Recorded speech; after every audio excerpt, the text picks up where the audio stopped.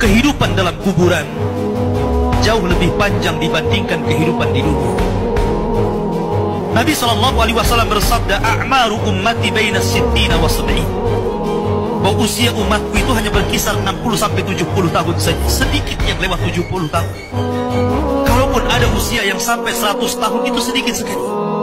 Tapi kebanyakan di bawah 70 tahun, umumnya umat Rasul itu sudah meninggal dunia.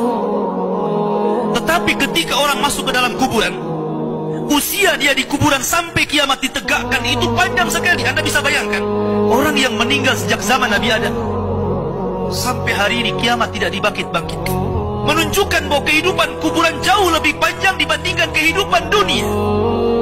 Dari sinilah maka wajar seorang mukmin harus takut dengan kehidupan kuburan. Ma'asyiral muslimin yang dimuliakan Allah Azza wa Jalla. Tetapi para ulama mengatakan, apakah orang yang mendapatkan adab kubur itu munqati atau mustamir, terus menerus ataukah terputus? Kata para ulama, adab kubur itu hanya terputus dengan tiupan sangkakala Israfil. Ketika itulah Nabi SAW menceritakan bahwa Allah Subhanahu wa Ta'ala memerintahkan kepada Israfil untuk meniup sangkakala yang pertama. Disinilah adab kubur terputus. Karena ketika itu seluruh orang mati, baik orang yang ada di atas bumi atau yang ada di bawah bumi, baik kalangan jin, baik malaikat, kecuali makhluk-makhluk yang Allah kehendaki saja, semua hancur.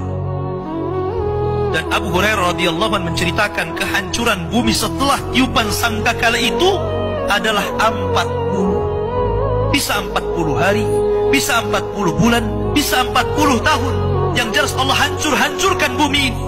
Allah luapkan lautan ke daratan. Allah jatuhkan bintang. Allah hancurkan gunung sehingga seperti kapas yang dihempas angin. Itulah yang disebut dengan kehancuran alam atau hari kiamat. Baru setelah kemudian bumi tidak bulat lagi, tapi bumi terhampar. Allah ganti bumi yang kita pijak dengan bumi yang baru. Itulah yang disebut dengan padang mahsyar. Maka disitulah Allah Subhanahu wa Ta'ala memerintahkan Israfil untuk meniup sangkakala kebangkitan. Yang kedua kalinya Israfil pun kemudian meniup sangkakala. Maka dari situlah manusia keluar dari perut bumi. Wa akhrajatil ardu athqalaha. Allah keluarkan beban-beban beratnya. Disitulah orang-orang yang beriman, ketika mereka muncul dari kuburan, maka mereka akan berkumpul dengan keluarganya. Allah mengatakan, alladzina amanu wattaba'athum dzurriyyatuhum biimanin alhaqna bihim dzurriyyatuhum. Orang-orang yang beriman, kemudian keimanan diikuti oleh keluarganya, oleh istrinya, oleh suaminya, oleh bapaknya, oleh anak-anaknya, oleh cucu-cucunya. Maka ketika mereka dibangkitkan dari kuburan, mereka langsung berkumpul menjadi satu keluarga. Dan itu sebuah ketenangan. Tapi orang-orang di luar daripada beriman, mereka keluar dari perut bumi seperti dua binatang. Pertama Allah contohkan dengan laron yang berterbangan. Anda bisa melihat laron apabila terbang di atas lampu atau di sekitar lampu. Lihat bagaimana cara terbangnya. Mereka akan saling tubruk dengan kawan-kawannya. Karena pada hari itu anak lari dari orang tuanya, suami lari dari istrinya, orang tua lari dari anaknya. Terkadang mereka bertubruk satu dengan yang lainnya. Yang kedua seperti belalang kal jaradil muntashir. Pertama seperti laron dulu, lari sana lari sini, yang dari barat ke timur, yang dari timur ke barat, yang dari selatan ke utara, yang dari utara ke selatan. Mereka kacau sehingga mereka mengatakan, ya wailana man ba'atsana min marqadina. Celaka, siapa yang membangunkan aku dari tidurku? Tapi orang-orang yang beriman hanya mengatakan, hadza ma wa'adar rahman wa sadaqal mursalin. Inilah janji Allah kepada kalian dan benarlah ucapan para rasul. Baru setelah itu dari padang mahsyar berteriak seorang yang Allah suruh untuk berteriak. Mulailah kemudian mereka teratur. Maka mereka akan berjalan ke satu titik. Disitulah yang disebut dengan padang mahsyar. Mereka akan tinggal selama 50 tahun telanjang, kembali tidak dikhitan, tidak pakai sandal, matahari dekatkan 1 mil, keringat bercucuran, tidak ada makan, tidak ada minum. Mereka berdiri 50 tahun. Sehingga akhirnya orang-orang saleh mereka berkumpul, datang kepada Adam minta syafaat. Adam memberikan udzur, tidak sanggup memberikan syafaat. Kata Adam, datanglah kalian kepada Nuh, karena dia Rasul pertama dalam Islam, Rasul pertama setelah Adam. Maka mereka pun kemudian datang kepada Nuh. Nuh pun memberikan udzur, datanglah kalian kepada Ibrahim, karena dia Khalilur Rahman. Maka mereka datang kepada Ibrahim. Kata Ibrahim, aku tidak sanggup berikan syafaat, datanglah kalian kepada Musa, karena dia Kalimur Rahman. Ketika mereka datang kepada Musa, kata Musa, datanglah kepada Isa. Isa pun memberikan udzur, tidak bisa. Seandainya kalian datang kepada Muhammad sallallahu alaihi wasallam, itu lebih baik. Dari situlah akhirnya kemudian ketika Allah biarkan saja di padang mahsyar seperti itu, mulailah orang-orang berakal di antara mereka datang kepada Adam. Ya Adam, anta abul bashar, kau ini bapak manusia. Isfa' lana ila rabbik, mintalah syafaat kepada Rabbmu. Ala tara ila ma nahnu fi, tidakkah kau iba kepada kami, lihat kondisi kami. Tapi Adam mengatakan tidak bisa, karena aku sudah pernah melakukan maksiat sehingga Allah murka, dan kemurkaannya tidak pernah terjadi sebelum dan sesudahnya. Sebaiknya kau ke Nuh saja, datang kepada Nuh. Sama juga jawabannya. Kata Nuh, sebaiknya kau datang kepada Ibrahim. Sama pula jawabannya. Tidak bisa juga. Kata Ibrahim, sebaiknya kau datang kepada Nabi Musa. Musa pun sama. Bahkan kata Musa, sebaiknya datang kepada Isa. Jadi antara Adam, Nuh, Ibrahim, Musa, Isa, semua mengatakan nafsi, nafsi, urus diri kalian, katanya. Kata Isa bin Maryam, sebaiknya kalian datang kepada Muhammad sallallahu alaihi wasallam. Maka mereka datang kepada Rasulullah. Baru Nabi SAW tidak menolak permintaannya dan mengatakan, ana laha, kan ku coba. Maka Nabi SAW berangkat sendiri, kemudian mendekati arsy Allah, kemudian sujud di bawah arsy dengan sujud yang sangat lama. Kemudian Allah datang dan mengatakan, irfa ra'saka ya Muhammad. Kata Allah Subhanahu wa ta'ala, angkat kepalamu wahai Muhammad. Sal qul tusma, sal tu'ta, ishfa tushaffa. Katakan kau didengar, minta kau diberi, mintalah syafaat, ku beri kau syafaat, kata Allah. Ini yang disebut dengan syafaatul uthma, syafaat khusus yang hanya diberikan kepada Rasul kita, tidak diberikan kepada para nabi. Nabi SAW bersabda, as'adun nas bi syafaati man qala la ilaha illallah. Orang yang paling bahagia dengan syafaatku, kata Rasul, adalah orang yang mengucapkan kalimat la ilaha illallah. Setelah syafaat, apa yang terjadi? Setelah syafaat, ardul a'mal. Allah akan memperlihatkan amalan kita, ikhwan. Makanya ada hadis yang mengatakan, nanti pada hari kiamat akan didatangkan manusia membawa pahala sebesar bukit Tihamah. Diperlihatkan amalannya besar sekali. Tiba-tiba kemudian amalan itu dihilangkan. Gara-gara apa? Karena orang itu suka bermaksiat sendirian. Jadi ada orang-orang yang diperlihatkan amalannya. Itu disebut ardul a'mal namanya. Baru setelah ardul a'mal masuk pada perkara hisab. Pertama orang kafir, kedua orang munafik, ketiga orang yang beriman. Adapun orang kafir ada yang mengatakan tidak dihisab. Apa yang mau dihisab? Amalannya sudah lebur-lebur. Makanya Allah mengatakan a'maluhum karamadin istaddat bihi, amal mereka sudah habis, lunas di dunia saja nggak diterima. Lalu apa yang mau dihisab? Ada yang berpendapat tidak akan dihisab orang kafir, langsung ke jahanam. Tapi ada juga mengatakan tetap dihisab untuk menunjukkan keadilan Allah Subhanahu wa ta'ala. Adapun hisabnya orang-orang mukmin ada dua. Ada yang disebut dengan hisaban yasira, mudah hisabnya.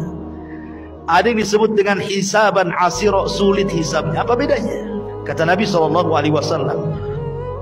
hisab yang mudah itu, orang ini akan ditanya oleh Allah Subhanahu wa ta'ala semua apa yang dilakukan dia di dunia, tetapi dia tidak diwajibkan untuk menjawab, hanya mengiyahkan saja.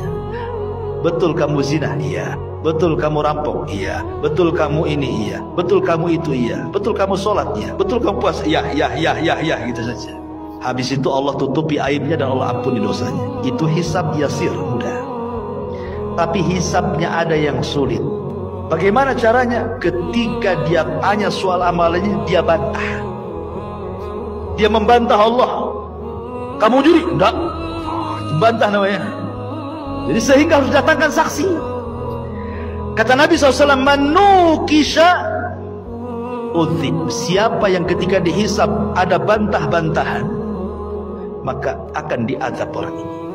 Itulah disebut hisaban asir, hisab yang sulit. Kalau dia sampai bantah-bantahan, berarti dia mendapatkan hisab yang sulit. Tapi kalau tidak ada bantah-bantahan, dia hanya sekedar ikrar, menetapkan apa yang ia lakukan saja, habis itu Allah tutup dan Allah ampuni, berarti dia mudah hisabnya. Itulah yang disebut dengan hisab mudah dan hisab sulit. Lah, setelah kemudian manusia dihisab, disuruh kita mengambil catatan kita masing-masing. Orang-orang yang beriman dengan bangganya dia ngambil dengan tangan kanannya. Kemudian dia mengatakan kepada manusia, "Iqra kitabak, lihat bukuku." Baca katanya. Dia sudah tahu isinya apa.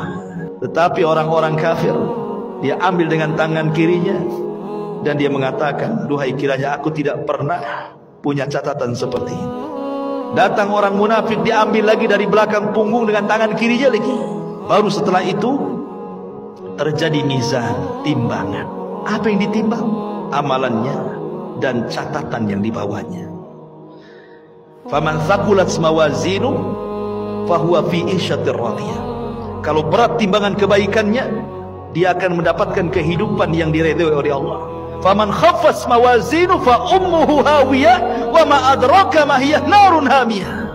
Tapi yang kemudian khaffat, ringan kebaikannya, berat pula keburukannya, maka dia masuk ke neraka hawiyah. Baru setelah proses mizan, timbangan, baru kemudian Allah Subhanahu wa taala akan datangkan apa? Jahannam. Allah mengatakan waji'a bi jahannam. Pada hari itu akan didatangkan neraka jahannam. Waji'a bi jahannam yauma idzin yatadzakkarul insan. Ketika jahannam dihadirkan, barulah ingat manusia, kenapalah di dunia saya seperti itu. Kemudian malaikat akan datang bersaf-saf, wal malaku saffan saffa. Disitulah Allah Subhanahu wa ta'ala akan datang dan akan mengajak bicara satu persatu hamba-hambanya. Baru setelah itu titian dibentangkan, jisrun mamdudun fawqa jahannam. Jadi akan diletakkan semacam jisr. Jisr itu jembatan. Yang Nabi SAW katakan tentang masalah jembatan ini, kalau boleh saya ringkas, jembatan ini amat sangat licin. Jembatan ini menggelincirkan. Jembatan ini memiliki besi pengait yang sangat besar. Jembatan ini mudah terpeleset karena bukan lurus tetapi berbelok-belok dan bergerak. Jembatan ini lebih halus dibandingkan rambut, lebih tajam dibandingkan pedang. Ya. Jembatan ini akan membelah telapak kaki manusia, sehingga tidak semua orang selamat dari titian ini. Lah, ketika jembatan ini dibentangkan, kemudian Allah mengatakan wasiqal ladzina kafaru ila jahannama zumara. Allah langsung masukkan orang kafir, tidak pernah masuk titian orang kafir, langsung dimasukkan ke dalam jahannam. Sehingga yang tersisa cuma dua, mukmin dan kafir. Lalu Allah berikan cahaya untuk modal melewati titian itu. Ada yang seperti kilat atau di ujung saja. Ada yang seperti kuda balap atau di ujung saja. Ada yang seperti pelari kencang atau di ujung saja. Ada yang jalan, ada yang merangkak, ada yang jatuh bangun, begitu seterusnya. Karena ada kalalib di situ, ada kait mengait, ya, yang ujungnya seperti duri dan akan menghantam siapa saja. Kemudian kalau sudah terlempar dari jisr itu, dari titian itu, maka akan sampai dasar jahanam itu setelah 70 tahun. Karena Rasul yang mengatakan, ketika ada suara dor gitu kan, Rasul mengatakan di hadapan para sahabat, tahu nggak kamu suara apa itu? Sahabat nggak tahu. Itulah batu yang dilempar dari atas titian setelah 70 tahun baru sampai sekarang dasarnya katanya. A'udzubillah. Ma'asyiral muslimin yang dimuliakan Allah Azza wa Jalla. Baru setelah kemudian mereka bisa menyeberangi titian, ada yang berhasil, ada yang tidak. Sampai di sini lelahnya tidak, masih lelah lagi. Ada tempat kisos. Ingat, kontor itu hanya bagi orang yang beriman saja. Tapi kalau kisosnya antar orang kafir atau orang mukmin mendolimi orang kafir atau orang kafir mendolimi orang yang beriman, itu sebelum titian. Karena orang kafir tidak mungkin naik ke titian. Jadi kalau ada orang Islam mendolimi orang kafir, terjadi kisos di sini. Kalau ada orang kafir mendolimi orang kafir, terjadi kisos di sini. Termasuk juga binatang akan dikisos. Sampai Rasul mengatakan, binatang yang bertanduk dengan binatang yang tidak bertanduk, yang ketika di dunia ditanduk sama binatang yang bertanduk, akan didatangkan tuh, dicabut tanduknya, kemudian diletakkan ke yang tidak bertanduk. Allah mengatakan, tanduklah dia sebanyak dia menanduk kamu di dunia. Disaksikan oleh manusia itu kisos kepada binatang itu, semua akan dikisos. Tapi selesai kisos, selesai hisab, apa kata Allah? Kuni turaba, jadilah kalian tanah. Maka binatang-binatang itu semua jadi tanah. Orang-orang kafir menyaksikannya, tiba-tiba mereka mengatakan, ya laitani kuntu turaba, duhai kiranya aku jadi tanah seperti binatang itu, katanya. Sementara kisosnya orang-orang yang beriman setelah titian. Inilah yang dikenal dalam hadis Nabi SAW sebagai hadis muflis namanya. Hadis orang bangkrut. Kata Nabi, atadruna mal muflis hadil ummah, tahu nggak kamu orang bangkrut di antara umatku ini? Orang bangkrut itulah orang yang datang dengan pahala salat, pahala puasa, pahala zakat, pahala-pahala lain-lainnya.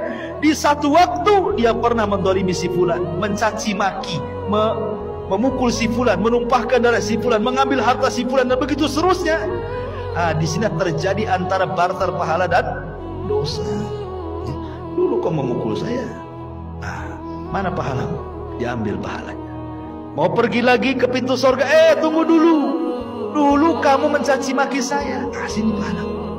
Akhirnya banyak orang yang minta pahala dia, habis pula pahalanya. Ketika habis pahalanya, masih ada juga, ingat gak? Dulu kok yang ambil uang saya, sini pahalanya. Sini tak ada pahala.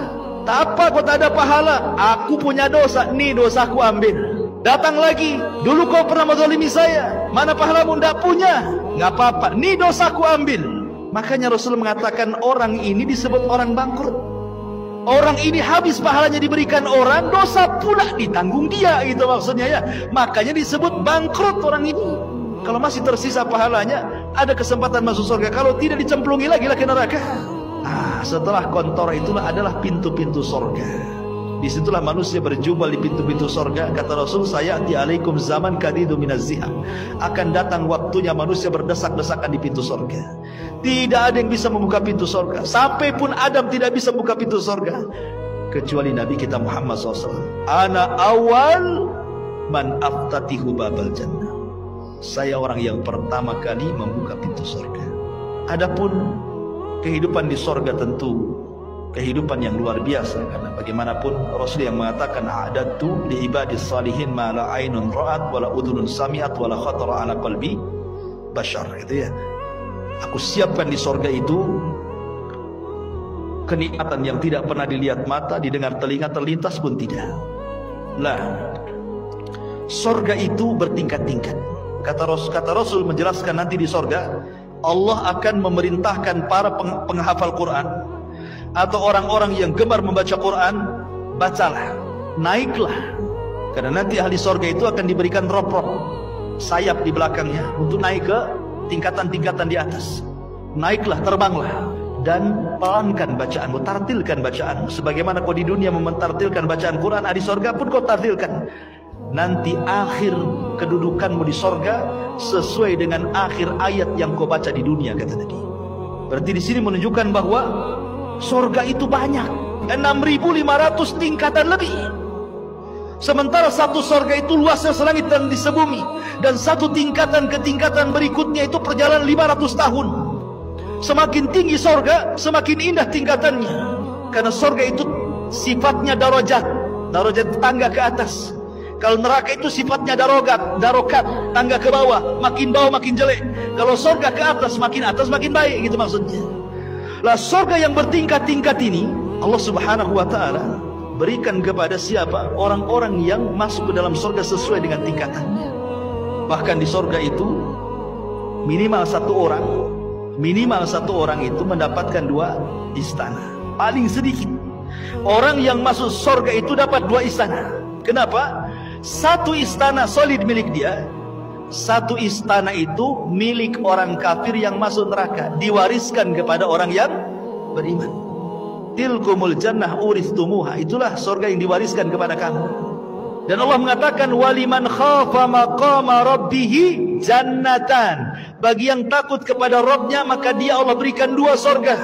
Kata Rasul, barang siapa yang membaca qul huwallahu ahad Allahus samad lam yalid walam yulad walam yakul lahu kufuwan ahad 10 kali dalam sehari semalam, banallahu lahu baitan fil jannah, Allah akan bangunkan antum istana di surga tanpa modal. Tapi baca qul aja malas karena nggak nampak masalahnya.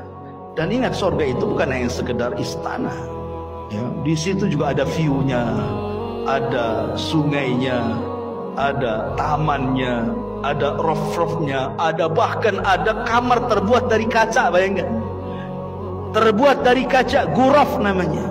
Kamar itu persis terbuat dari kaca. Yura dhahiruha batinuha, orang dalam melihat keluar, orang luar melihat ke dalam. Ya bahasa kita rumah kaca lah. Di mana tuh ghuraf itu? Di atas.